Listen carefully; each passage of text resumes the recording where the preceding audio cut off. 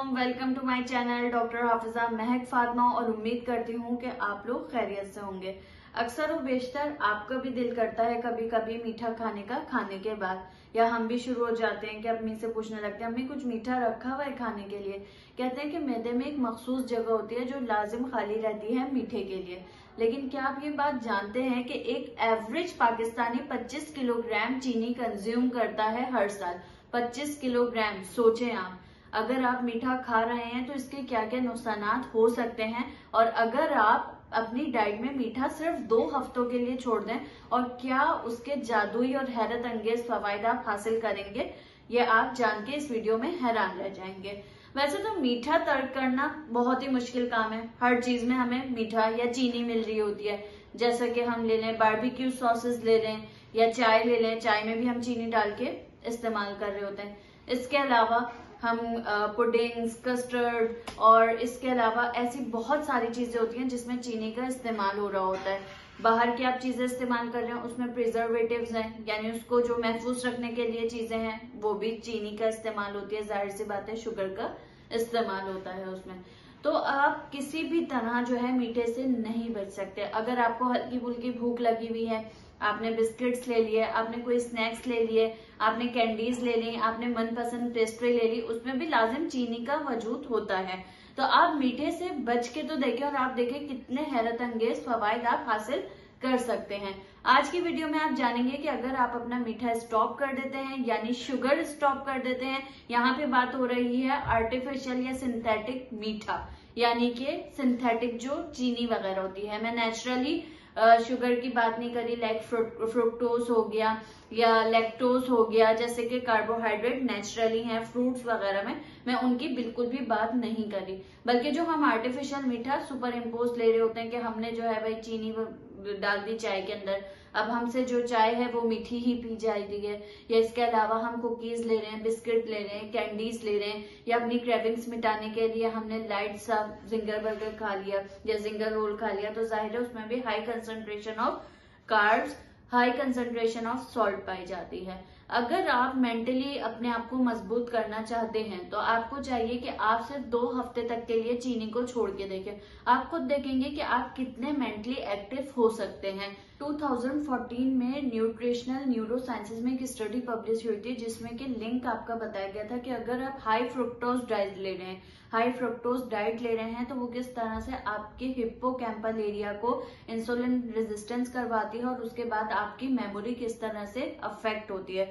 यानी कुछ लोगों की जो स्टडी में साबित हुई थी वो ये भी साबित हुआ था कि कुछ लोगों की जो मेमोरी थी वो डेफिसिट होना शुरू हो गई थी या उनका जो है मेमोरी वीक होना शुरू हो गई थी जिन लोगों ने हाई फ्रुक्टोज डाइट ली थी।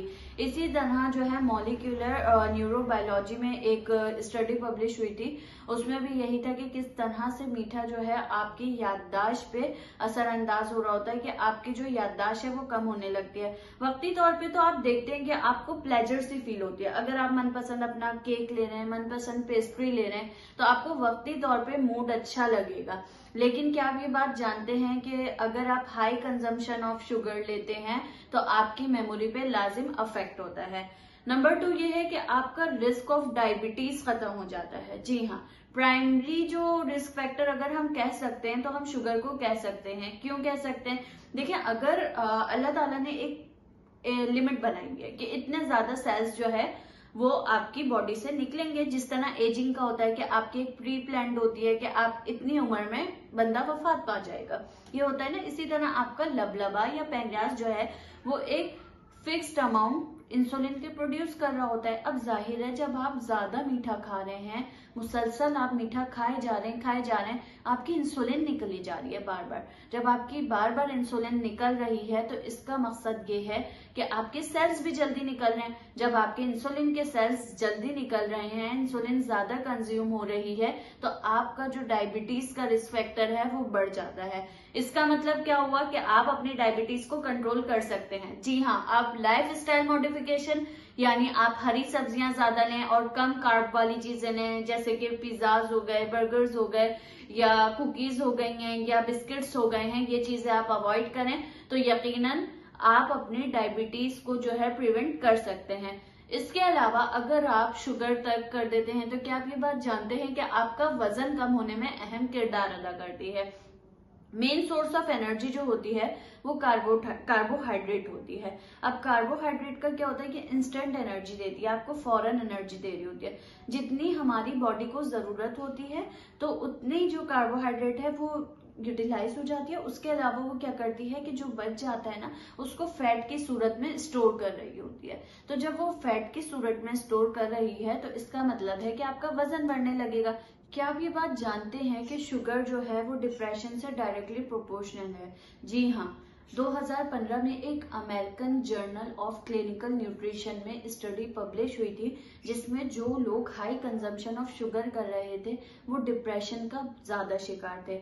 इसके अलावा अगर आप जवान दिखना चाहते हैं, आपके चेहरे पे एक्नी है और अगर आप हाई कंजम्पशन ऑफ शुगर करते हैं यानी मीठा ज्यादा लेते हैं तो उसका मतलब है कि वो एक्नी आपकी रिस्पॉन्सिबल है, क्योंकि एक्नी और शुगर का गहरा ताल्लुक होता है। शुगर जो है क्रोनिक इन्फ्लामेशन करवाती है, सूजन करवाती है।